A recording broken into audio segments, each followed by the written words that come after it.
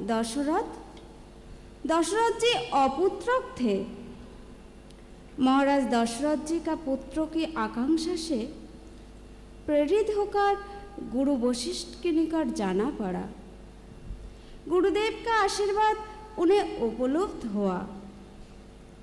रात में सबरी की टूटी फूटी कुटिया के चारों ओर रक्षा के लिए देवता लोग सदा सतर्क रहते थे। कुटिया के अंदर जल फल सब रख देते थे। भक्त की रक्षा होनी चाहिए।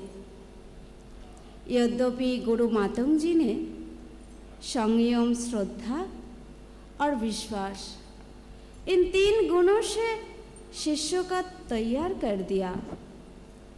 संयमी बनाकर सबरी को विषय तृष्णा से मुक्त कर दिया। भक्ति की अमृतमयी औषधि भी पिला दिया। हृदय को श्रद्धा से पूर्ण कर दिया। परब्रह्म सत्य सनातन श्रीहरि की इच्छा हुई, जुजुत्सु युद्ध करने की इच्छा हुई। तो युद्ध तो समान समान में होते हैं, लेकिन श्री हरि के समान कौन है? इधर घूमते घूमते ब्रह्मा जी के 4 कुमार वैकुंठ दर्शन करने के लिए वैकुंठ पहुंच गए। वैकुंठ पहुंचते द्वार के प्रहरी उन लोगों को देखकर सोचा, ये लोग कौन लोक से आया है? वसनहीन भूषणहीन वो 4 कुमार को प्रहरी प्रवेश नहीं करने दिया। तो बहुत झगड़ा हुआ, तर्क हुआ।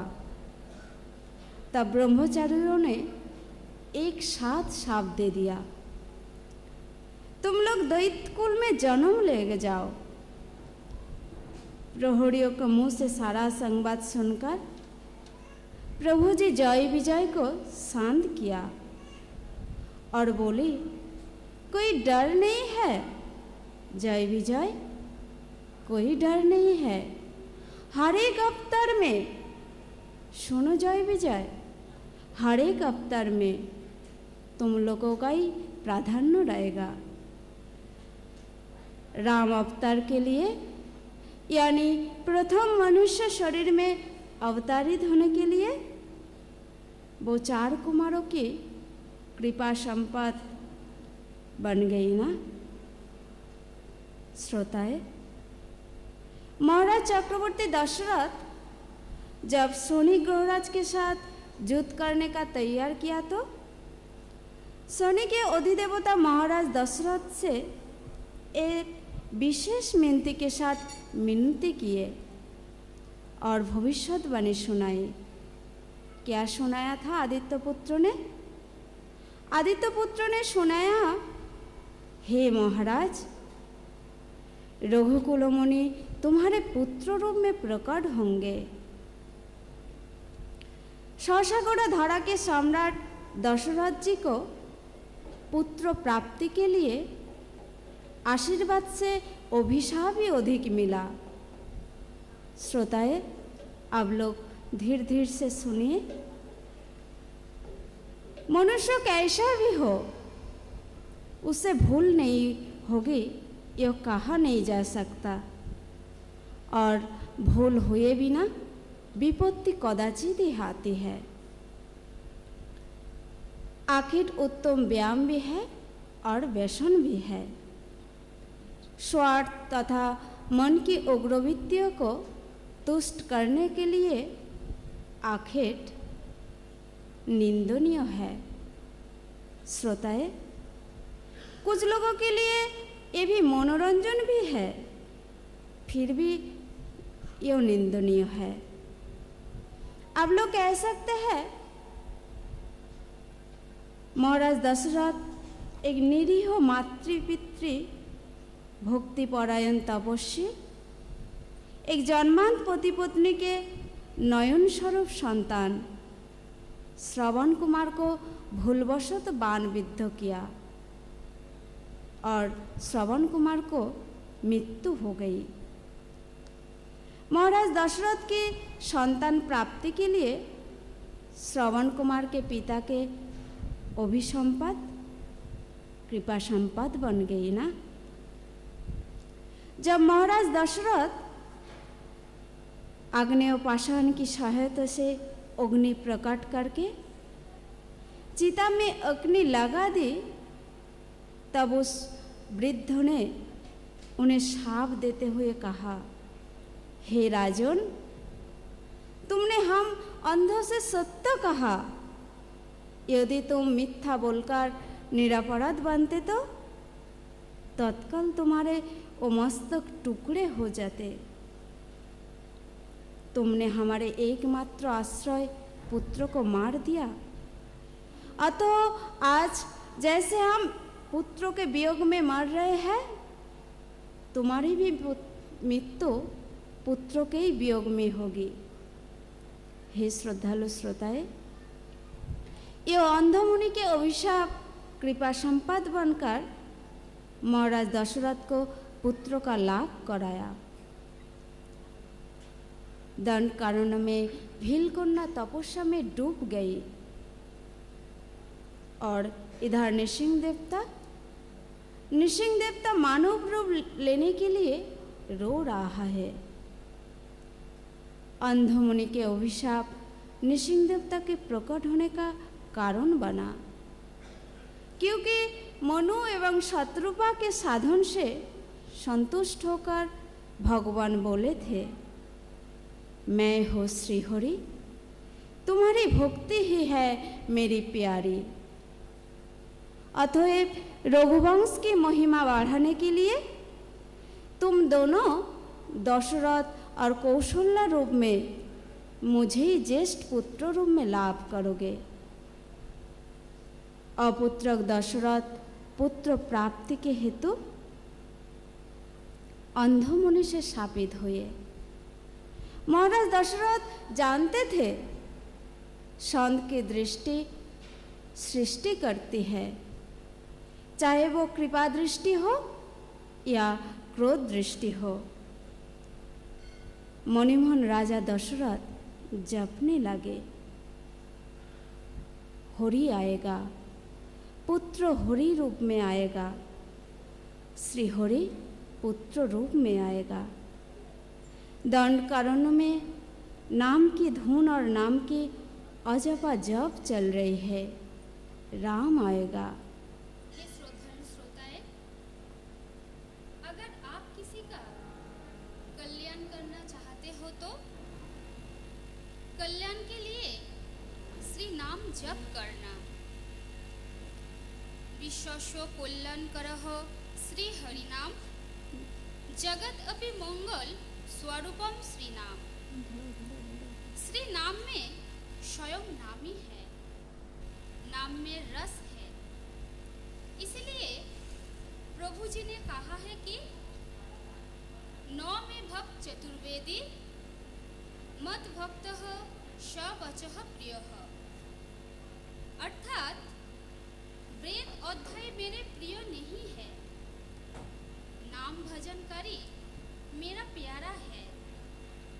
चाहे वो सवचः हो, चंडाल हो, वो मेरा अत्यंत प्यारा है। नाम जप करी के हृदय में प्रभु के लिए सच्ची चाह होती है। प्रभु के होने से सभी गुण स्वतः ही आ जाते हैं। नाम जपते जपते भील कन्या प्रेम सागर में डूब गई। मातंग मुनि ने कहा था, सुन बेटी सुन, कुमारी की कोई जाति नहीं होती, तुम्हारी स्वयं चिन्मयी है। तुम आसन पर बैठ के ध्यान करते जाओ। माँ, ध्यान से सुन। सृष्टि के मूल में जो भगवत इच्छा है वो क्या है? उनके मन में एक से अनेक अर्थात बहु होने का इच्छा हुई। स्वयं को ही खोजकर स्वयं द्वारा आस्वादन करने की इच्छा हुई। हमारे माध्यम से भी वो अपनी उसी इच्छा की पूर्ति करना चाहता है। उस इच्छा पूर्ति का साधन बना ही हमारे लिए। उनकी जो अर्चना होगी वो अर्चना हम अपने स्वभावजो कर्तव्य के पालन द्वारा ही कर सकते हैं। सुन माँ, सर्वभाव से भजन के दो अंश है, आत्मनिवेदन और संबंध स्थापन।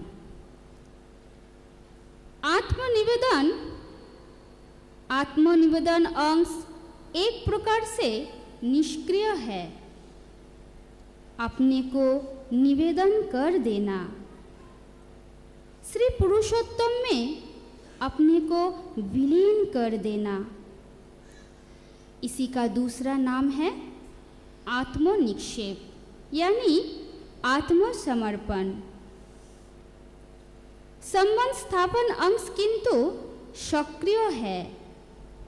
किसी एक विशेष संबंध के माध्यम से अपने आप को पुरुषोत्तम के हवाले कर देना ही संबंध स्थापन कहते हैं। अपने को उन्मीलन करके अपने में पुरुषोत्तम को प्रवेश करने देना, यानी पुरुषोत्तम का निज जन बन जाना। कैसे? पहले पुरुषोत्तम में मेरा प्रवेश, उसके बाद मेरे में उनका प्रवेश। पहले मैं उनका हुआ, अब वो मेरे हो गए। पहले मैं उनका सेवक बना, अब वो ही मेरे सर्वस्व हो गए। इन दोनों प्रक्रिया को मिलाकर होता है सर्वभाव से भजन। इस प्रकार जो सर्वभावेन भजन करते हैं वो हो जाते हैं सर्ववित, यानी वो सब कुछ जानते हैं। भील कन्या सबरी मन ही मन सोच रही है, मेरे गुरुजी अनुपम भाषा में जो कुछ कृपा कथा सुना रहे हैं, एक मूर्खोत्तम हीन बुद्धि भीलनी कन्या के लिए गुरुदेव कितनी कृपा कर रही है। गुरुजी की अमृतमयी वाणी। सब जानने की सार्थकता है कुछ भी नहीं जानने में। पूर्ण कलश और शून्य कलश दोनों का शब्दहीनता के विषय में एक ही रूप है। ज्ञान की पूर्णता में ही प्रेम प्रकट होता है। प्रेम की गति है नीरव, निःशब्द। ज्ञान में प्रवीण होकर भी प्रेमिक भक्त शिशु की तरह होता है। हे श्रोतेलु श्रोताएं, गुरु और शिष्यों की महामाधुर्य का संवाद आप